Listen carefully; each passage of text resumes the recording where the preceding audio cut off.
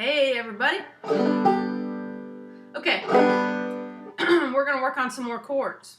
You need to learn more and add to your chord base all the time. Excuse me. You know your G, C, and D7. So now we're going to move to an E minor chord. Now an E minor chord is very simple.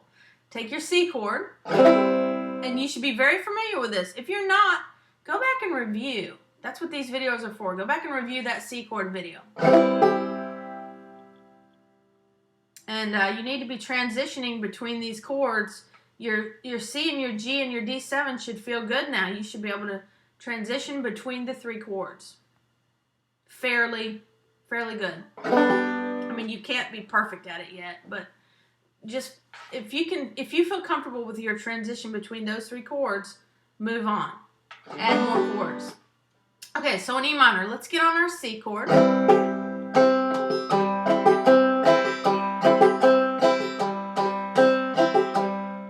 That was a little bounce. That's going to be another video. But anyway, there's a C chord. Now, to make an E minor chord, what we're going to do is we're going to lift our index finger and leave the other two fingers down. So keep your C, lift your index finger, keep your other two fingers down. That's what an E minor chord sounds like.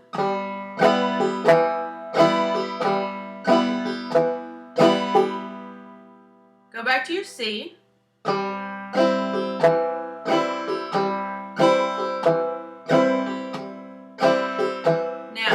while you're playing, try to lift off your index finger. You don't have to lift it up as high as I'm lifting it up. You don't have to lift your fingers up as high. I am trying to exaggerate my movements so that you can see what I'm doing.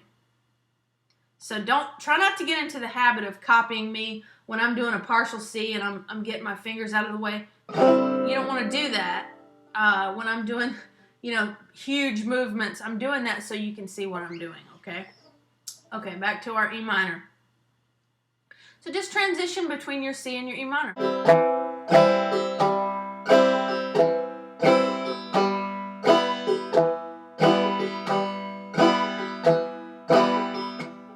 And one thing you can do is when you're going to add a finger somewhere, not necessarily always just your E minor to C, but anytime you're going to add a finger, you can take an opportunity to do a hammer-on.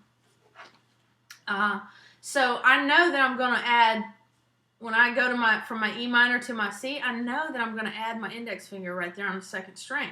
So take that opportunity to do a hammer-on instead of just putting it on there without hitting that string. Hit that string and make a hammer-on. It sounds pretty. Here's what it sounds like. Okay, we're going from our E minor to our C using a hammer-on the second string.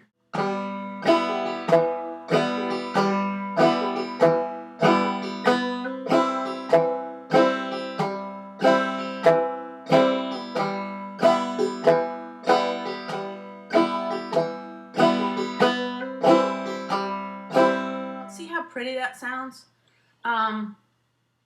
Anytime you can embellish what you're doing, it adds a little spice and makes stuff sound better. If you keep it simple, and by simple I mean embellish your regular chords, embellish them. They sound so much better. These little simple tricks that you learn now, when you move forward, it's going to make things sound so good, I promise. Okay, so that is your E minor chord. Practice it. Go from G to C to E minor to D7. Just jump around. See what sounds good together. Experiment with it, okay? So there you go. There's your E minor.